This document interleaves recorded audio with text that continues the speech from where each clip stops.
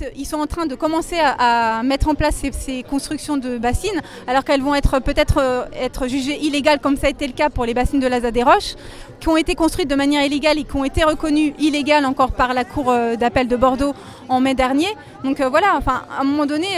ça ne sert à rien en fait, de s'entêter à vouloir faire ces projets-là, alors que légalement parlant, ce ne sera pas tenable derrière, quoi. Nous, tant qu'il n'y aura pas en fait, ce qu'on demande, c'est-à-dire un moratoire sur la question des bassines et la suspension des travaux, quels qu'ils soient, au niveau du chantier de Sainte-Soline, mais d'éventuels autres chantiers qui pourraient démarrer, tant que ça, voilà, on n'a pas acquis déjà cette base-là, nous on continuera de se mobiliser. Nous, on ne lâchera pas l'affaire. Donc, les méga-bassines, c'est des ouvrages qui sont là pour sécuriser un modèle agro-industriel.